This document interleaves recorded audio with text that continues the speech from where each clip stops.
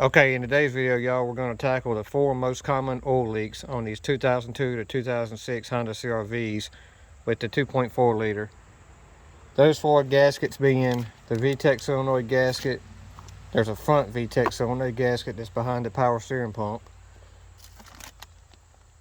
My problem, which is the front crank seal that goes into the timing cover, and valve cover gasket.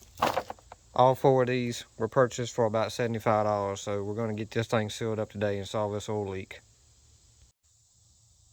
Before I run and grab my tools, I just want to apologize for the road noise. I just got off work, so it's around 5:30, 6 o'clock. It's rush hour here, and you'll hear cars going by, so I apologize for that. Okay, so the first thing I'm going to start with is the valve cover gasket. Just because it's the easiest to get to, it's right up top, and then while I got it off, I can get to that rear VTEC solenoid. Just run and grab just basic socket, y'all. The good thing about these Hondas is you can take half the car apart with a 10 and a 12 millimeter. So first thing I'm going to do is disconnect the battery, get it out of the way so we don't short nothing out, and then I'll start disconnecting the breather hose for the air box right there, and we'll start taking this valve cover off. The fuel injector cover here is 12 millimeter.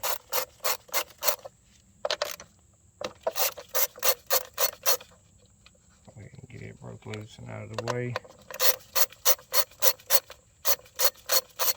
While we got this off, we do have a check engine code of P1077, which is intake manifold runner control valve, which is located right here. It's just out of frame to the bottom right of the frame. So I'm going to try to diagnose that while we got it tore down here.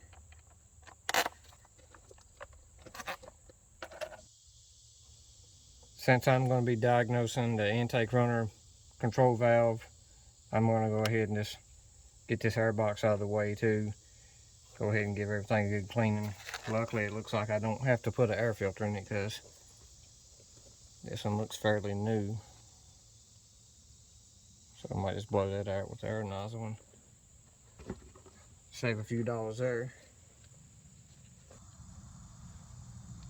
So as you can see, I went ahead and removed the entire air intake assembly on this thing, and like I said before, this is not necessary just to do a valve cover gasket, but I'm going to be diagnosing an issue with the intake manifold runner control valve and putting a knock sensor in it, so just to free up some extra room. Plus, I've never owned this vehicle, so I'm just giving things a once over. I'm going to go ahead and clean out the air box and the intake hose and intake tube or whatever.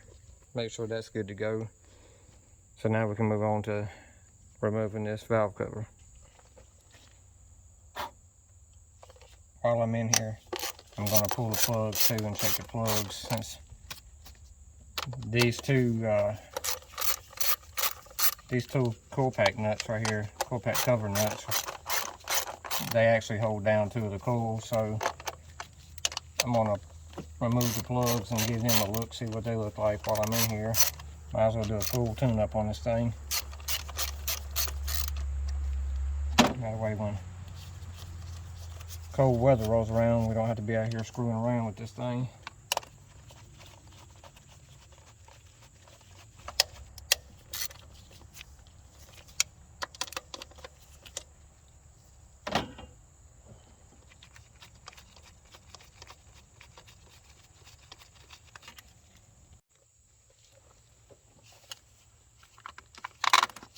Once you have your coil pack harness disconnected, you can just hopefully lift it up and lay it back here for the time being, out of the way. Now we can remove the coils. Show over. What I like to do when I'm removing the coils, I like to lay them in the order that they come out with these individual coil packs. And another thing you want to do is inspect to see if there's any oil on these when they come out. That would indicate that the O-rings on the valve cover gasket have been leaking. So these look pretty good so far.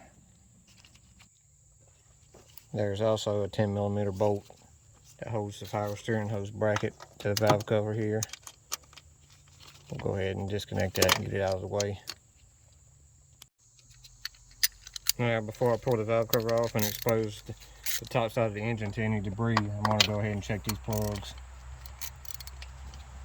I don't have any on hand right now, but I mainly want to see the condition that they're in and see what brand that they are running. I'll probably go ahead and stop and pick up our new set of NGKs.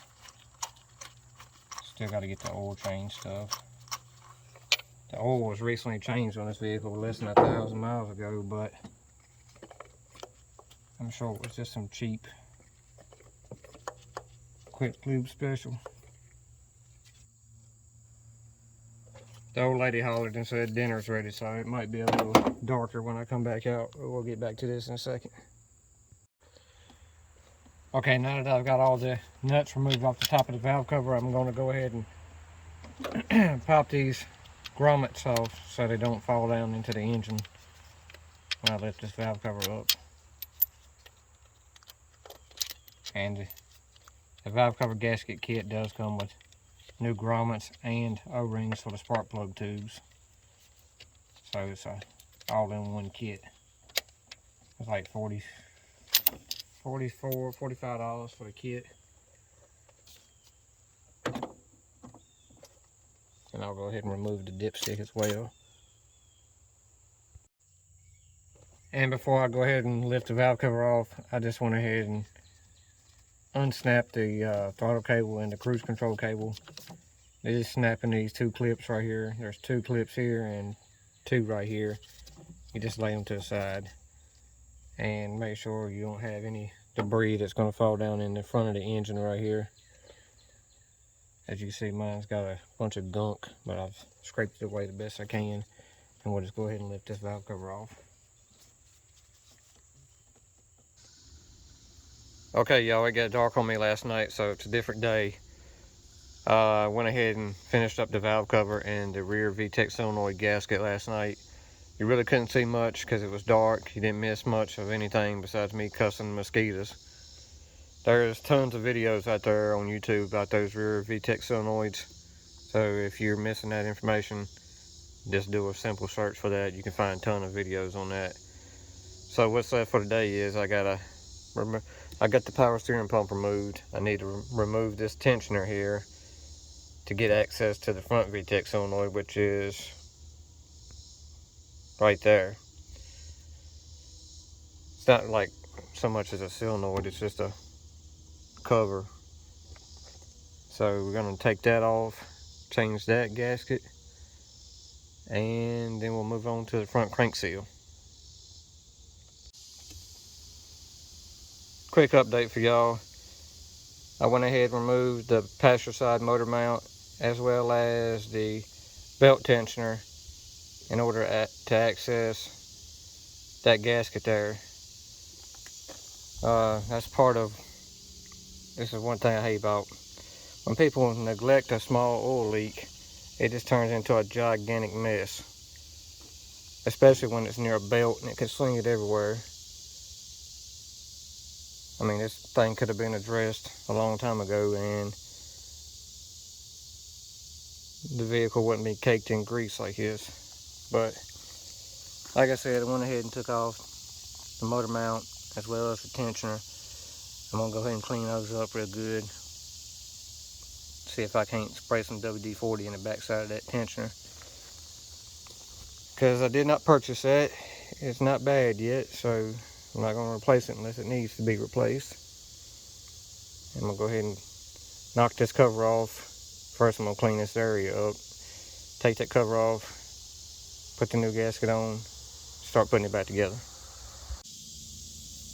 Here's a quick look at the gasket we are replacing. As you can see, it's got a little screen filter in it, and it appears to be clogged up with a bunch of debris. And this gasket is all brittle. So I'm gonna pop this old one out, clean this piece up, put the new gasket in, and reinstall it. It might not look like it, but I come in here and cleaned up the area best I can right now. That way, if we have any leaks in the future, they should be pretty easy to identify. I apologize for the noise in the background. My neighbors over at bush hogging. So now I'm gonna reassemble this thing so we can move on to the crank seal. Jump on here for another update for y'all. I went ahead and buttoned everything up on the top side. I still gotta put the belt on. But I saved what I thought was gonna be the easy job for last, which is putting this crank seal on. And that crank bolt is kicking my ass. I've run 4 impact batteries dead. I'm talking about 1/2-inch impact gun. I mean, that's pretty decent size. I've got 2 or 3 breaker bars on it. I've even tried the janky method of wedging a damn breaker bar against the control arm here and just bumping the motor over. I busted 2 impact sockets, and this damn thing still will not budge. So my only option left now is I've tried heat with MAP gas, everything. I'm gonna go get a crankshaft tool to put in that hex shape right there, and hopefully get a breaker bar on that tool and let it rest against the ground, and then take a big breaker bar, have to pick me up a couple extra 19mm sockets and bust that crank bolt loose. I hope.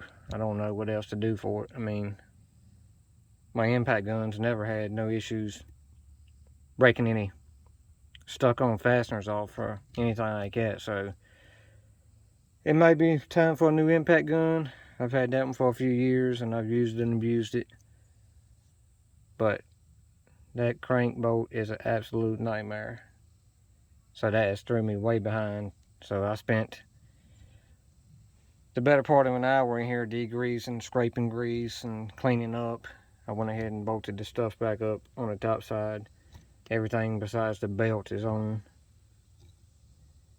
And now I'm going to run out to Harbor Freight and see if I can get that crank tool and pick up some extra sockets.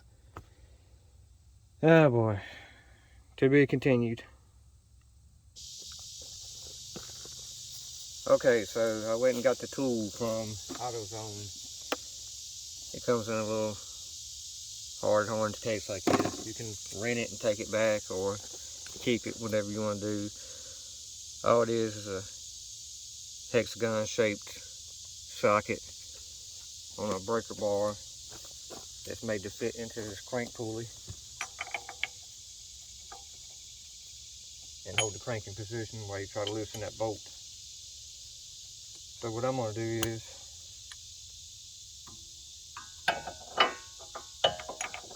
wedge this thing against the lower control arm, and I'm hoping and praying that this thing will break loose. I ain't even lying, y'all, this thing is kicking my ass. I got my jack stand set up on some 2x4s, and it looks janky, but I got this breaker bar with about 3 extensions on it. I had to go pick me up a deep wall 19mm because I busted my other one. And hopefully, after soaking in penetrating oil all night, this thing's gonna break loose. If not, I'm gonna put this cheater pipe on it. Hopefully it don't put my eye out or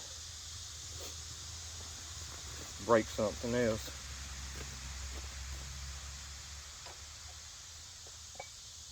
I got this here mainly to support it for leverage. You can already tell that the tool's unset.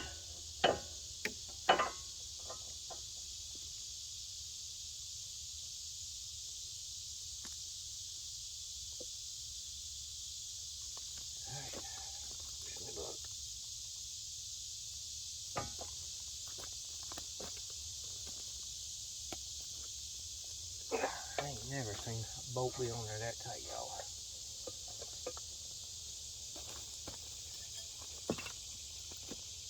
Stitch. Keep the stitch.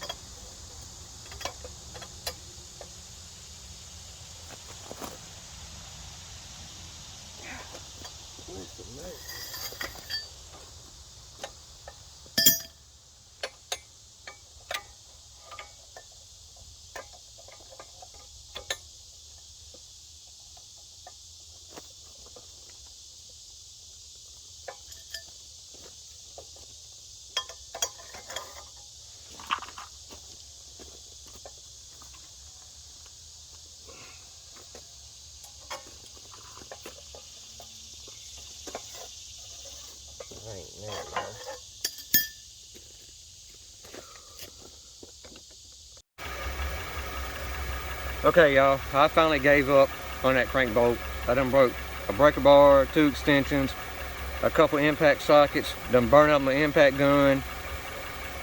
I tried everything. Heat with MAP gas. Tried wedging a breaker bar underneath of it and bumping the motor over. Tried a 2-ton, 3-ton floor jack. 4-foot cheater bar. Like Kenny Rogers said, sometimes you gotta know when to hold them and know when to fold them. And well, this time I'm folding them up.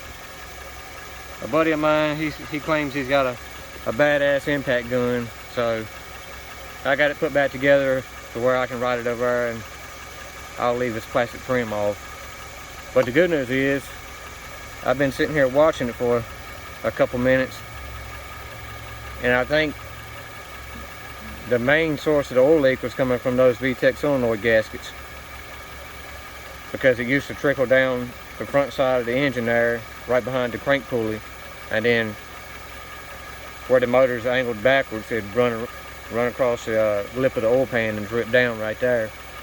But I've been sitting here watching, letting it run for 2 or 3 minutes, and so far nothing. But with that crank bolt being that tight, it tells me that thing's never been off. It's probably never had a timing chain put in it. So the front crank seal is probably factory one with 260,000 miles on it. So when I do get it put back together, I'm gonna ride it over there and see if he can bust that crank bolt loose for me. Hopefully he's got something better than I got, because quite frankly, I'm tired of breaking shit.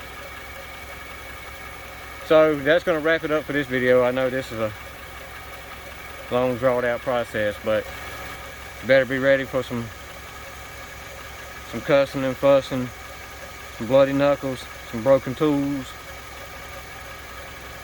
I mean, that's just the fact of it. I mean, I've seen some people get them loose, lucky, sometimes get lucky with the impact gun. My big impact gun has never let me down on any stuck fastener. I've run through probably 10 full battery charges on that thing, just about cooked the motor on that impact gun. So, I don't know if he's got some high powered air impact gun or what, but I'm gonna ride it over and see if we can't get this thing loose. But I'll update that in a later video. For now, we're moving on to another project. We're gonna tackle these brakes, so stay tuned for that next video coming up. It'll probably be a couple days after this one. But appreciate y'all for watching. If you haven't already, hit that subscribe button, and we'll see you in the next one.